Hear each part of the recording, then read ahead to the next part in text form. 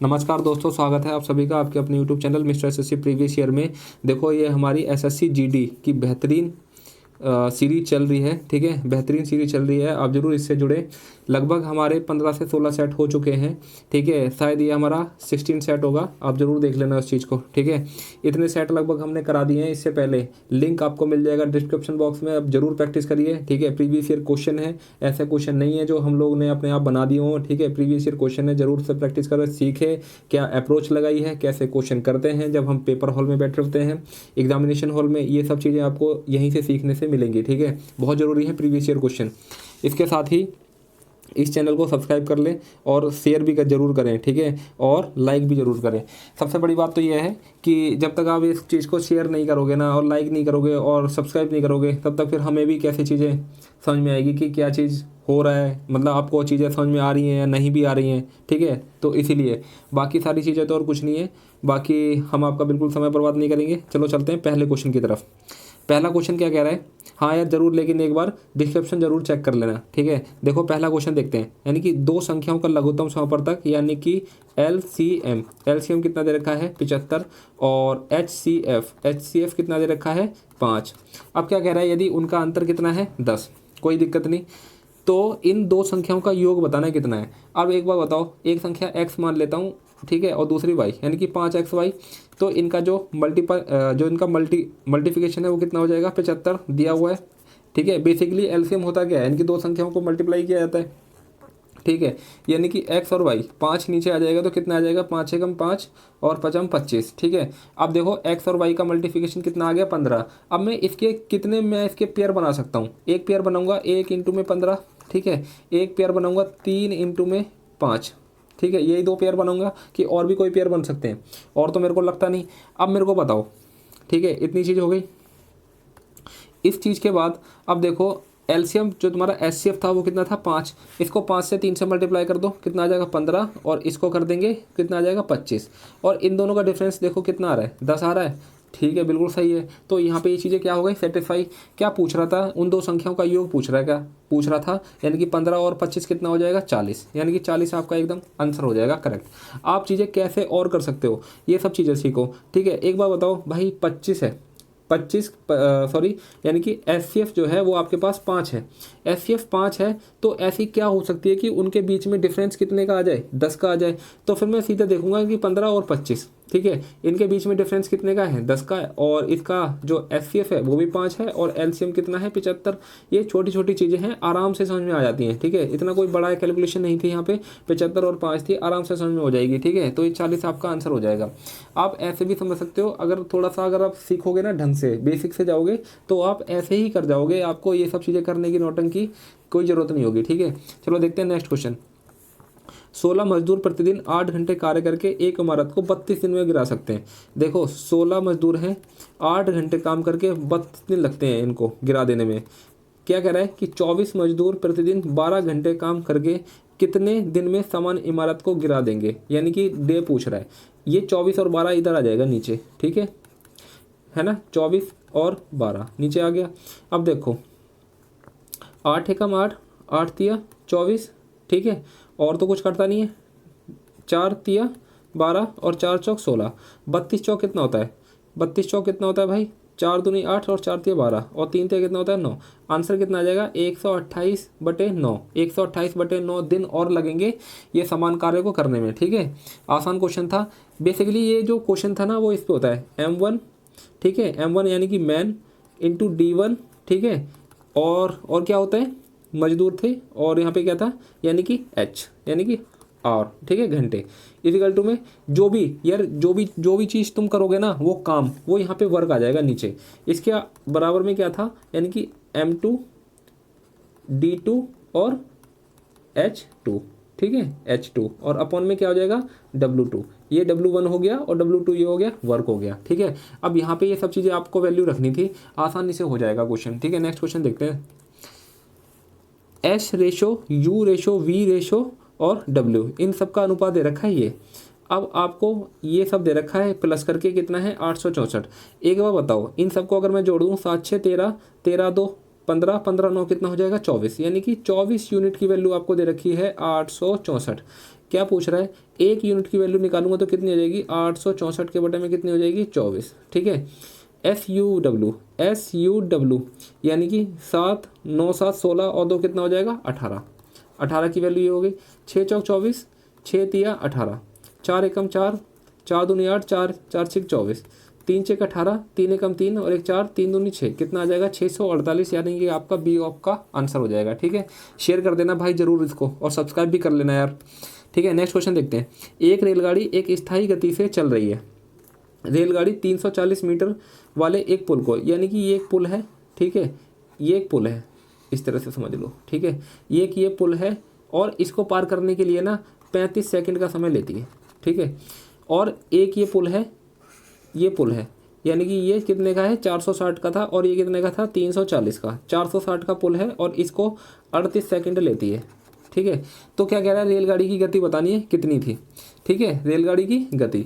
अब एक बार बताओ भाई, ये 340 का पुल था और ये 460 का पुल था। अगर मैं इनका जो डिफरेंस निकालूंगा तो कितना आ जाएगा, 6 में से 4 गया 2 और 4 में से 3 गया 1, यानी कि 120 मीटर कवर करने में ना इस ट्रेन ने कितने सेकंड लिए, 3 सेकंड लिए। समझ में आ रही है बात, यानी कि 1 सेकंड में कितना कवर करेगी, 40। ठीक है, 40, और अगर मैं 40 मीटर कवर करेगी 1 सेकंड में। अब एक बात बताओ भाई, अब मेरे को इसको जो इसकी गति निकालनी है ना, वो किस में निकालनी है, किलोमीटर प्रति घंटे में। ठीक है, किलोमीटर प्रति घंटे में निकालनी है। ये सब चीज़ें बिल्कुल समझ में आ रही है। तो फिर मैं क्या करूँगा, 18 के बटे में क्या कर दूंगा, 5 5 अट्ठे 40, 8 अट्ठे 64, 8 अट्ठे 64 की 6, 8 एकम 8 और 6 कितना हो जाएगा, 14, यानी कि 144 प्रति किलोमीटर पर घंटा। ठीक है, 144 आ जाएगा। ठीक है, बहुत आसान क्वेश्चन था। बस ये चीज़ समझो कि ये 340 का पुल था और ये 460 मीटर का पुल था। अब बताओ इन दोनों को जो पार करने में कितना एक्स्ट्रा ले रहा है, यानी कि 120 मीटर पुल एक्स्ट्रा पार किया हमने यहाँ पे 460 में, तो समय भी कुछ एक्स्ट्रा लगा होगा इस पुल को पार, यानी कि 120 मीटर को पार करने में समय भी कुछ एक्स्ट्रा लगा होगा। यानी कि यहाँ पे तो लगा था 35 सेकंड और यहाँ पे कितना लग रहा है, 38 सेकंड, यानी कि 3 सेकंड के अंदर उसने 120 मीटर पूरा कवर कर लिया। तो 1 सेकंड में कितना करेगा, यानी कि ये 3 नीचे चला जाएगा, कितना आ जाएगा, 40 मीटर, यानी कि 1 सेकंड के अंदर वो 40 मीटर, यानी कि ट्रेन की स्पीड कितनी है, 1 सेकंड के अंदर कितनी है, 40 मीटर पर सेकंड। उसको हमने किलोमीटर प्रति घंटे में चेंज कर दिया, 18 के बटे 5 से भाग कर दिया उसको, तो कितना आ जाएगा, 144 आपका आंसर हो जाएगा। ठीक है, नेक्स्ट क्वेश्चन देखते हैं भाई, क्या कह रहा है, नीचे दिया गया पाई चार्ट है और कार बनाती हैं सारी कंपनियां, यानी कि J1 J2 J3 और J4 J5 J6 J7 सारी की सारी कंपनियां कार बनाती हैं और एक कार बनाने में कुल 1200 घंटे का समय लगता है। ये सारी इन्फॉर्मेशन थी जो दी हुई है। ठीक है, अब क्या कह रहा है, J3 J6 और J7, J3 ये कितना है, 20%, यानी कि J3 कितनी है, 20%, और J6 कहाँ है भाई, ये रहा, J6 कितना है, J6 कितना है, 16%, और J7 कहाँ है, ये J7 कितना है, J7 है 12%। अब क्या कह रहा है, 16 और 12 कितना हो जाएगा, 28 और 20 कितना हो जाएगा, 48%। अब क्या कह रहा है वो, लगने वाला औसत समय कितना है, यानी कि 1200 का आपको 48% निकालना है। 1 जीरो से 2 जीरो काट दो, 12 अट्ठे कितना हो जाएगा, 96 की 9, 12 चौक 48 और 9 कितना हो जाएगा, 57। ठीक है, 57 आ गया। और ये कितने थे, 1 2 3, इसको 3 से भाग कर दो तभी तो औसत निकलेगा। ठीक है, 3 एकम 3, 2 बच जाएगा, 3 निम 27 और 3 दूनी 6, कितना आ जाएगा, 192 घंटे, यानी कि ऑप्शन डी आपका एकदम करेक्ट आंसर हो जाएगा। ठीक है, नेक्स्ट क्वेश्चन देखते हैं भाई, शेयर कर देना, लाइक कर देना और सब्सक्राइब भी जरूर कर लेना इस चीज़ को। ठीक है, इस चैनल को। नेक्स्ट क्वेश्चन देखते हैं, वर्ष Y4 के लिए राजस्व 22,500 का है, यानी कि Y4, यानी कि Y4, ये रहा Y4 कितना है, 0.90। यहाँ पे क्या दे रखा है, व्यय से राजस्व, यानी कि व्यय कितना है, 0.90, पॉइंट को हटा के नीचे लगा क्या आ जाएंगी, 100 आ जाएगा। तो ये क्या है, व्यय हो गया और ये क्या हो गया, राजस्व हो गया। ठीक है, तो क्या कह रहा है, Y4 के लिए लाभ क्या होगा, लाभ कितना हो जाएगा, यानी कि कुल तो 100 था और खर्च कितना था, 90, तो लाभ कितना हो जाएगा, 10 यूनिट हो गया कि नहीं। ठीक है, राजस्व कितना था, यानी कि 100 यूनिट की वैल्यू आपके पास दे रखी है 225,000। 1 यूनिट की वैल्यू कितनी हो जाएगी, इसको 100 से भाग कर दूंगा। ठीक है, और क्या क्या कह रहा है वो, लाभ निकालना है। लाभ कितना था, यहाँ पे हमने देखा ही था, कितना था, 10, यानी कि 1 जीरो से 1 जीरो कट गई और इससे ये कट गई, तो कितना हो जाएगा, 2250, सिंपल। ठीक है, यानी कि 2250, यानी कि आपका ऑप्शन सी एकदम करेक्ट हो जाएगा। ठीक है, नेक्स्ट क्वेश्चन देखते हैं भाई, एक त्रिभुज की भुजाओं का अनुपात कितना दे रखा है 5:2:1। यदि त्रिभुज का परिमाप 88 सेंटीमीटर है, आपको ये तो पता ही होगा कि अगर ये त्रिभुज है, अगर मैं इन तीनों भुजाओं को जोड़ दूंगा तो परिमाप आ जाएगा। बस यही चीज़ आपको पता होनी चाहिए थी। 5:2:1 और क्वेश्चन हो गया, यानी कि 5:2:7 और 1:8, यानी कि 8 यूनिट की वैल्यू आपको 88 दी हुई है। तो क्या कह रहा है, सबसे बड़ी भुजा की लंबाई, सबसे बड़ी भुजा कौन सी दिखाई दे रही है 5, तो 5 यूनिट की वैल्यू पूछ रहा है। यानी कि 8 यूनिट की वैल्यू 88, तो 1 यूनिट की वैल्यू कितनी हो जाएगी 88 के बटे में 8, 88 के बटे में 8 और 5 की वैल्यू निकालनी थी, इसको मैं 5 से मल्टीप्लाई कर दूंगा। 8 एकम 8, 8 एकम 8, 11 पंचे कितना हो जाएगा 55, यानी कि 55 आपका आंसर हो जाएगा, जो कि ऑप्शन डी है। नेक्स्ट क्वेश्चन देखते हैं।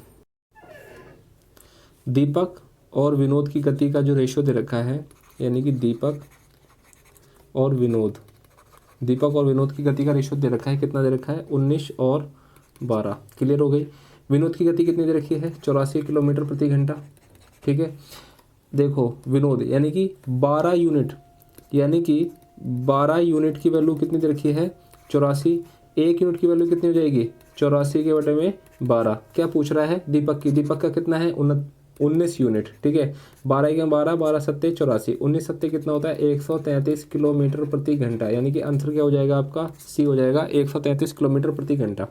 नेक्स्ट क्वेश्चन देखते हैं भाई। एक वस्तु को 12.5% छूट के पश्चात इतने में बेचा गया।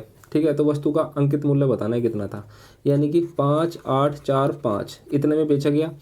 कहने का मतलब यह है कि अगर मैं 12.5 की बात करूं, यानी कि 12.5 को अगर मैं परसेंटेज में बदलूं तो इस पॉइंट को हटा के नीचे कितना आ जाएगा भाई 1000 आ जाएगा। 25 पंचे 125, 25 चौक 100, 5 एकम 5, 5 अट्ठे 40।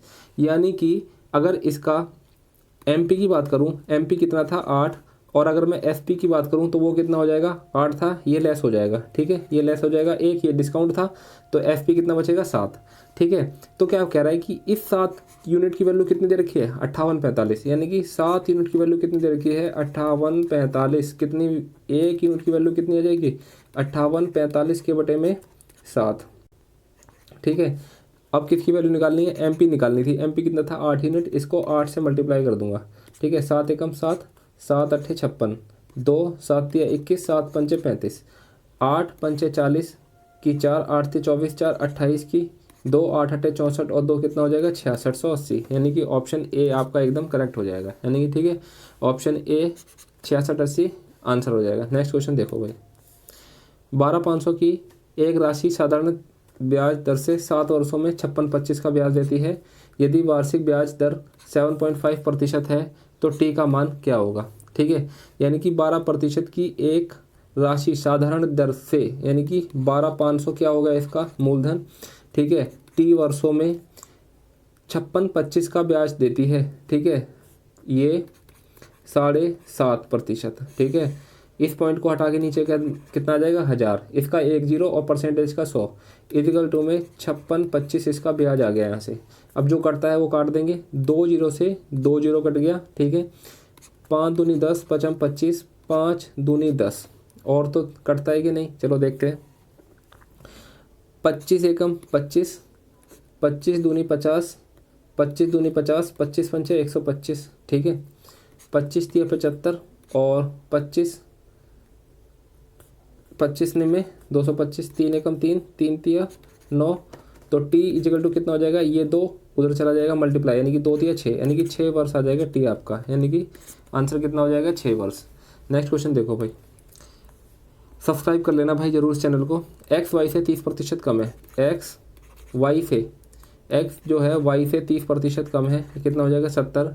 जेड एक्स से 50% कम है, यानी कि जेड है ना, जो जेड एक्स से 50% कम है, तो ये कितना हो जाएगा 35। ठीक है, जेड वाई से कितना प्रतिशत कम है, जेड वाई से कितना प्रतिशत कम है, जेड वाई से कितना प्रतिशत कम है 65 कम हो गया इनका डिफरेंस। ठीक है, वाई से पूछ रहा है ना, वाई कितना हो जाएगा 100 इंटू में कितना हो जाएगा 100, इस 100 से ये 100 कट गया, तो आंसर कितना हो जाएगा 65%। बहुत आसान क्वेश्चन था, इससे आसान क्या लोगे आप। ठीक है, ऐसा ही आते हैं जीडी में क्वेश्चन, ध्यान रखना। 61 का क्या आ जाएगा आंसर, यानी कि 65 आपका आंसर हो जाएगा। नेक्स्ट क्वेश्चन देखते हैं।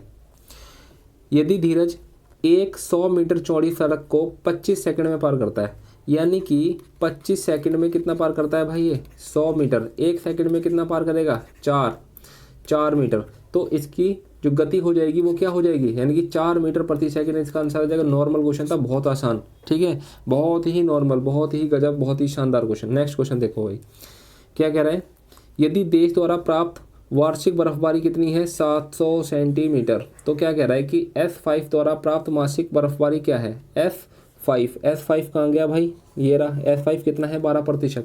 यानी कि मैं 700 का कितना निकालूंगा, 12%, तो कितना आ जाएगा, 2 जीरो से 2 जीरो कट गया, 12 सत्ते कितना हो जाएगा, 84, ठीक है।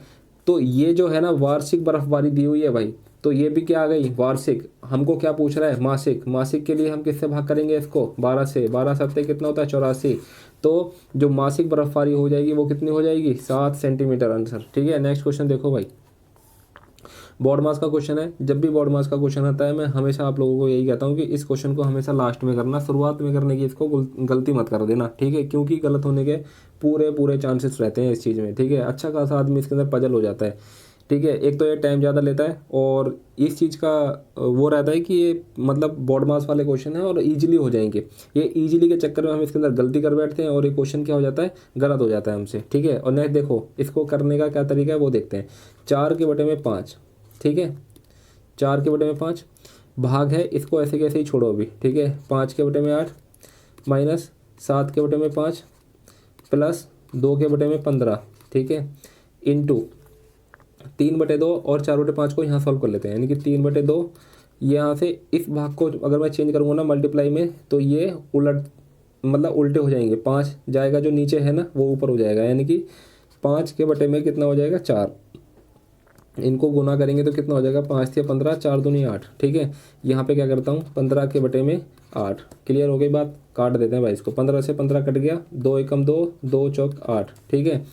और देख लेते हैं भाई 4/5, ये जो भाग है साइन चेंज करूँगा तो कितना हो जाएगा, 8/5 माइनस का 7/5 और प्लस में कितना हो जाएगा भाई, 1/4। क्लियर, देखो नहीं कटता कोई भी, यानी कि 8 चौक 32/5 25 हो जाएगा, ठीक है, माइनस 7/5 प्लस में 1/4। एलसीएम ले लेता हूँ इसका 100, ठीक है। 25 के टेबल में 100 आता है 4 पर, 32 चौक कितना हो जाएगा, 4 दूनी 8, 4 तिया 12 माइनस 20 आ जाएगा, 20 सत्ते कितना हो जाएगा भाई, 140 और 25 एकम कितना हो जाएगा, 25। 128 और 25 कितना हो जाएगा, 128 और 25 कितना हो जाएगा, 8 5 13, 153। 153 में से 140 जाएंगे तो कितना आ जाएगा भाई, एक, यानी कि 13/100, ठीक है। यानी कि ऑप्शन जो हो जाएगा आपका ए एकदम करेक्ट हो जाएगा, ठीक है, यानी कि ए इसका आंसर आ जाएगा, ठीक है। बहुत आसानी से करना है, समझदारी से। नेक्स्ट क्वेश्चन देखो भाई, N1 और N2 का औसत कितना है, 17। अगर N1 और N2 का अगर मैं जोड़ूँ ना तो कितना हो जाएगा, 17 दूनी 34, ये इनका टोटल हो जाएगा। और N2 और N3 को अगर मैं जोड़ूंगा तो इनका जो औसत दे रखा है 44, तो इनका जो कुल हो जाएगा वो कितना हो जाएगा, 44 दूनी 88। N3 तथा N1 का अंतर बताना है, यानी कि N3 और N1 का अंतर बताना है। अब मैं क्या करता हूँ, इसको घटा लेता हूँ, ठीक है, इसको देता हूँ घटा, यहाँ से मैंने इसको घटा दिया, ठीक है, यहाँ से मैंने घटा दिया। ये जो है, ठीक है, एक मिनट रुको यार, ठीक है, यहाँ पे ये जो N2 है, ठीक है, ये यहाँ पे N2 प्लस का है और ये माइनस का है, इससे ये कट गया, ठीक है। यहाँ पे क्या बच गया, N1 और यहाँ पे क्या बच गया, माइनस का N3 इजिकल टू में माइनस का 8 में से 4 गया 4 और 8 में से 3 गया 5, यानी कितना आ गया, माइनस का 54 आ गया। लेकिन हमको क्या चाहिए था, हमको चाहिए था N3 माइनस का N1। अब मैं क्या करता हूँ, साइन चेंज कर देता हूँ, यानी कि N3 माइनस का क्या कर देता हूँ भाई, N1 कर देता हूँ, तो ये यहाँ से भी साइन पलट जाएंगे तो कितना आ जाएगा, 54, नॉर्मल 54 इसका आंसर आ जाएगा, यानी कि ऑप्शन सी इसका एकदम करेक्ट हो जाएगा, ठीक है।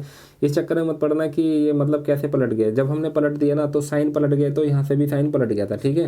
नेक्स्ट देखो 66 देखते हैं, इसको देखो, यानी कि ये दे रखा है कि बताओ ABC का अनुपात क्या होगा। ये क्वेश्चन ना कई बार, ये तो खैर SSC GD में पूछा गया है, SSC CPO में भी ये क्वेश्चन पूछा गया है 2016 में, ठीक है। इसी टाइप का क्वेश्चन है और कई बार CGL में भी पूछा जा रखा है ये वाला क्वेश्चन, इस टाइप का क्वेश्चन, ठीक है। तो स्वाभाविक है ये क्वेश्चन बहुत ही नॉर्मल हो गया है, तो अब ये पूछ रहे हैं किसी में भी, GD में भी पूछा गया है, ठीक है। तो अब देखो क्या कह रहा है कि 2A इजिकल टू में 3B, इसको मैं क्या कर सकता हूँ भाई, A और ये बी इधर आ जाएगा, तो ए और बी का रेशो कितना आ जाएगा 3 और 2।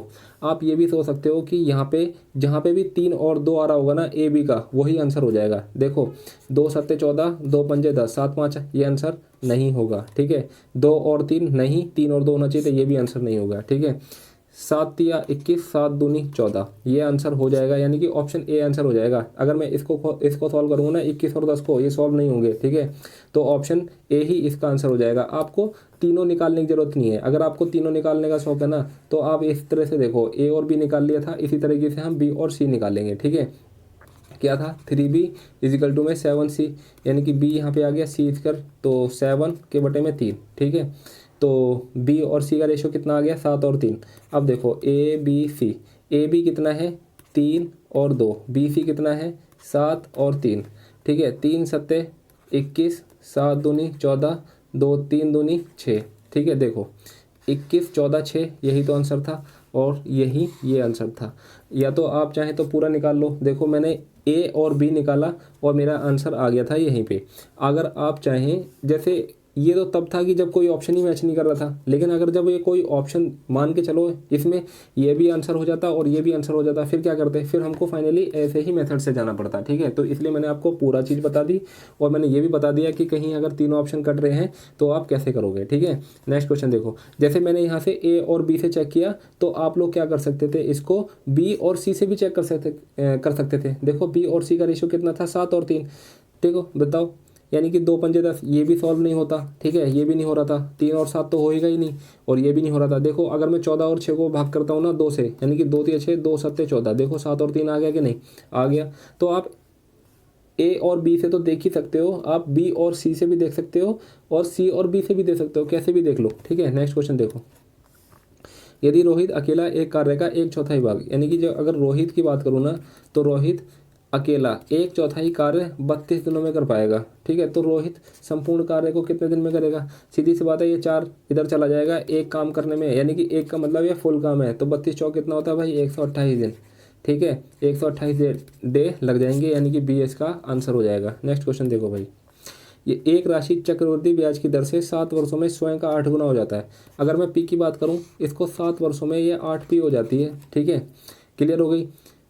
तो क्या कह रहा है, ब्याज का संयोजित वार्षिक किया गया है तो कितने वर्षों में राशि स्वयं का 4096 गुना हो जाएगी। अब एक बात बताओ, अगर मैं 7 साल और ले लूँ तो कितना हो जाएगा 64 पी हो जाएगा। अगर मैं एक और 7 साल ले लूँ तो कितना हो जाएगा भाई 512 पी हो जाएगा। और अगर मैंने एक और 7 ले लिया तो कितना हो जाएगा 4096 हो जाएगा। ठीक है, 4096 पी। अब बताओ यहाँ से यहाँ तक लगने में, यानी कि 4096 गुना होने में कितना समय लग गया, ये 7 साल, ये और ये और ये 7 चौक कितना हो जाएगा 28 साल। ठीक है, 28 वर्ष इसका आंसर हो जाएगा, यानी कि ऑप्शन ए इसका एकदम करेक्ट हो जाएगा। ठीक है, नेक्स्ट क्वेश्चन देखो, सप्ताह के पहले 2 दिनों के लिए शहर ए की औसत वर्षा, यानी कि देखो एक सप्ताह में कितने दिन होते हैं 7। अगर मैं सप्ताह के पहले 2 दिनों के लिए शहर ए की औसत वर्षा कितना हो जाएगा, यानी कि 105। तो 2 दिन का जो टोटल जो औसत वर्षा हो, जो 2 दिन की जो टोटल वर्षा हो जाएगी वो कितनी हो जाएगी 210, यानी कि 105 को मैंने 2 से भाग कर दिया।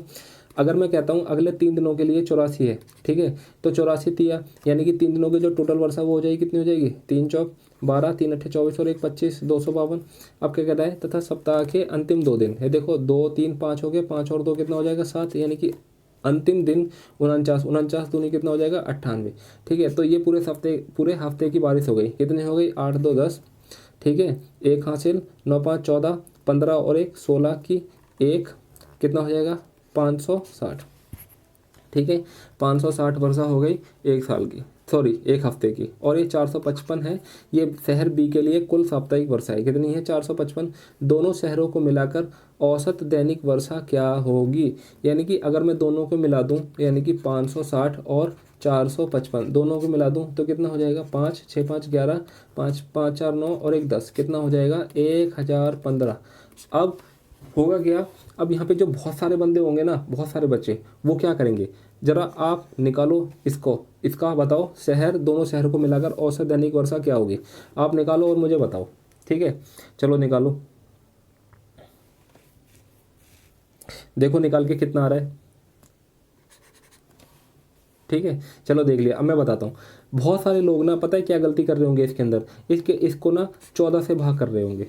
बहुत सारे लोग 14 से क्यों भाग कर रहे होंगे, क्योंकि उनको ऐसा लगता है कि 7 दिन तो यहाँ पे हो गए और ये 7 दिन कहाँ पे हो गए, ये बी शहर के हो गए। ठीक है, इन दोनों को जोड़ के जब 14 आ जाएगा, जब हम इसको 14 से भाग करेंगे तो ये दोनों शहर को मिलाकर औसत दैनिक वर्षा हो जाएगी, जो कि आप बिल्कुल गलत सोच रहे हो। ठीक है, एक बार बताऊँ मैं तुम्हें, यानी कि 1015, ठीक है, ये जो शहर है, ठीक है, दैनिक वर्षा की बात कर रहा है, यानी कि शहर कोई सा भी शहर हो, इन दोनों को मिला के तो बात होगी। अगर मैं साप्ताहिक की बात करूंगा तो 7 दिन की बात होगी, तो इसको यहाँ पे 7 से भाग करना पड़ेगा ना कि 14 से। ठीक है, तो 7 एकम 7, 3, 7 चौक 28, 7 एकम 7 3 हो जाएगा। ठीक है, 3, 7 चौक 28 और 7 पंचे 35। ठीक है, 145 इसका आंसर हो जाएगा। ठीक है, 145 इसका आंसर हो गया। मैं वही चीज़ कह रहा था आपको, आप इससे 14 से भाग ना करें। ठीक है, गलत कर देंगे। नेक्स्ट क्वेश्चन देखो, यदि एक वस्तु का क्रय मूल्य 1240 तथा हानि 32% है तो वस्तु का विक्रय मूल्य बताना है कितना हो जाएगा।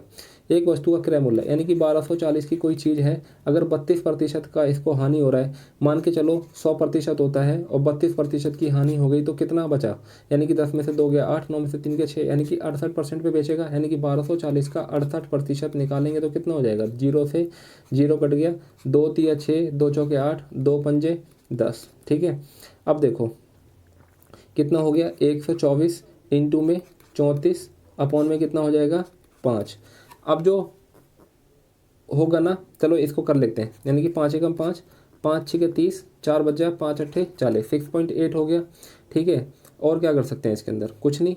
ठीक है, अब 8 चौक 32, देखो यूनिट डिजिट लास्ट में 2 आएगा, ये कट गया, सॉरी हाँ ठीक है, नहीं नहीं नहीं नहीं, एक मिनट रुको, मल्टीप्लाई ही कर देते हैं, छोड़ो। ठीक है, 1240 है, 1240 और इसका 32% का लॉस हो रहा है इसको, तो बताना है वस्तु का विक्रय मूल्य क्या होगा। या तो आप क्या करो, इस पे 32% निकाल लो, ठीक है, और फिर 1240 में से घटा दो।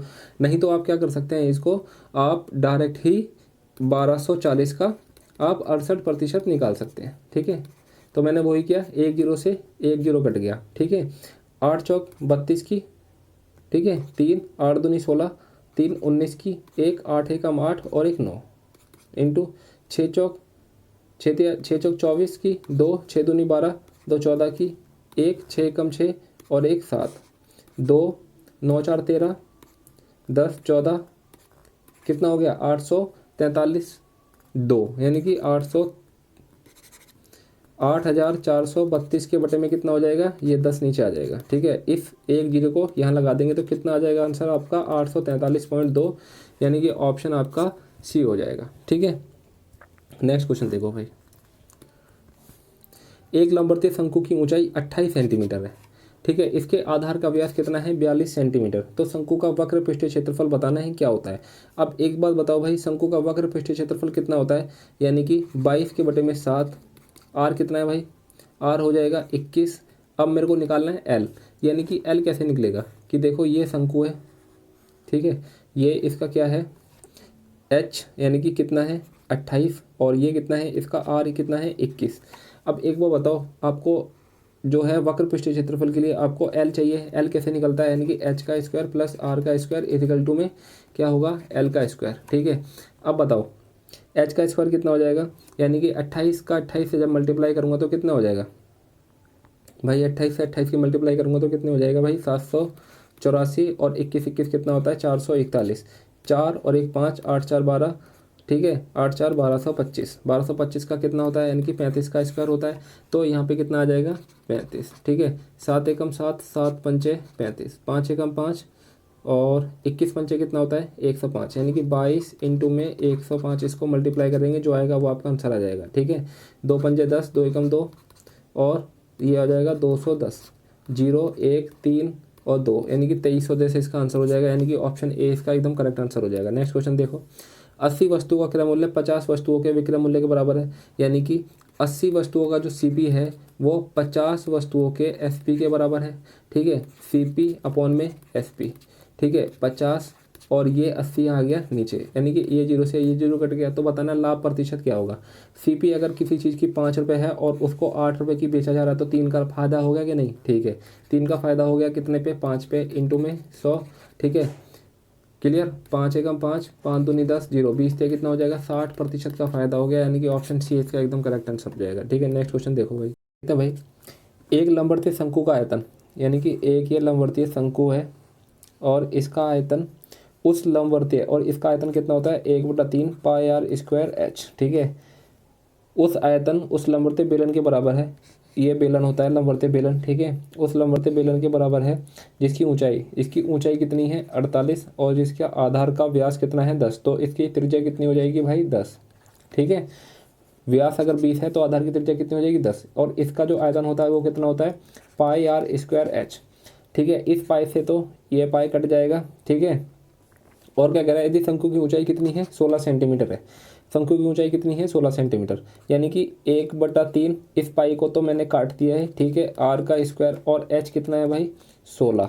ठीक है, पाई से कट गया था, आर कितना था 10 धाम कितना हो जाएगा 100 और एच कितना है 48। ठीक है, 16 एकम 16, 16 तिया 48। ठीक है, 16 तिया 48 और क्या हो जाएगा आर का स्क्वायर, ये 3 था ऊपर चला जाएगा 100 इंटू में 3 इंटू में 3 स्क्वायर था, आर बच जाएगा, यानी कि 10 10 100 होता है तो 1 10 बाहर आ जाएगा और 1 3 बाहर आ जाएगा। तो आर इजिकल टू कितना हो जाएगा 30। क्या कह रहा है ये, तो उसके आधार का व्यास पूछ रहा है। अगर रेडियस इसकी 30 है तो इसका डी कितना हो जाएगा 60, यानी कि ऑप्शन आपका डी एकदम करेक्ट आंसर हो जाएगा। ठीक है, नेक्स्ट क्वेश्चन देखो, बोर्ड मास का क्वेश्चन है, देख लेते हैं इसको। 5 डिवाइड बाई 1/5, ठीक है, इंटू 25 के बटे में 4, सॉल्व करो। 5 एकम 5 पचम 25, तो कितना हो जाएगा 5 डिवाइड बाई 5 के बटे में 4। ठीक है, प्लस 20 के बटे में 3 इंटू में, डिवाइड से जब मैंने इंटू में चेंज किया तो 9 ऊपर आ जाएगा और 100 नीचे आ जाएगा। ठीक है, 20 एकम 20, 20 पंचे 100, 3 एकम 3, 3 तिया 9। अब यहाँ से 5 फिर से मैंने डिवाइड से इंटू में चेंज करूँगा तो 4 के बटे में 5 प्लस में 3 के बटे में 5। ठीक है, 5 से 5 घट गया, 5 चौक 20 और 23 कितना होता है 5 चौक 20 और 3 कितना हो जाएगा 23 के बटे में 5, यानी कि आंसर कितना हो जाएगा आपका 23 के बटे में 5, यानी कि ऑप्शन सी एकदम करेक्ट आंसर हो जाएगा। नेक्स्ट क्वेश्चन देखते हैं भाई। दिए गए नीचे दिए गए आंकड़े अलग अलग अंक प्राप्त करने वाले कक्षा ए के छात्रों की संख्या दर्शाते हैं। ठीक है, कक्षा ए का माध्य अंक क्या होगा, कक्षा ए का माध्य अंक क्या होगा, एक बार बताओ भाई। 3 है, कक्षा ए के जो अंक हैं वो 0 से 2 के बीच में है, यानी कि इसका एवरेज कितना हो जाएगा 1 हो जाएगा। ठीक है, इसका एवरेज 1 हो जाएगा। 4 और 2 इसका एवरेज कितना हो जाएगा 3, इसका एवरेज कितना हो जाएगा 5, और 8 6 14 इसका एवरेज 7, और 8 और 10 18 का इसका एवरेज कितना हो जाएगा 9। अगर मैं टोटल की बात करूं कि एक कक्षा ए के छात्र यहाँ पे 3 हैं और 1 अंक मिलता है तो 3 एकम 3, यहाँ पे 4 छात्र हैं और 3 अंक मिलते हैं, 4 तिया 12। एक छात्र है 5 मिलते हैं, 5 एकम 5। एक छात्र है 7 मिलते हैं। ठीक है, एक छात्र है 9 मिलते हैं। इन सबको जोड़ लेंगे, 3 5 2 7 3 10 17, 17 और 9 कितना हो जाएगा भाई 17 और 9 26 का हासिल लगा 2, कितना आ जाएगा 3.6, सॉरी 36 आ गया। अब 36 को भाग कर देना है टोटल छात्र से। कितने छात्र थे भाई 3 4 7 8 9 10, 10 छात्र थे, तो कितना आंसर आ जाएगा 3.6, यानी कि आपका सी ऑप्शन एकदम करेक्ट हो जाएगा। ठीक है, इस तरीके से अपने 25 क्वेश्चन हो गए कंप्लीट। ठीक है, अब आपको बताना है कि आपको कितना समझ में आया है और कितना समझ में नहीं आया है। ठीक है, ज़रूर कमेंट बॉक्स में बताएं, कुछ समस्या है तो वो भी ज़रूर बताएं। ठीक है, फिर मिलते हैं नेक्स्ट किसी वीडियो में।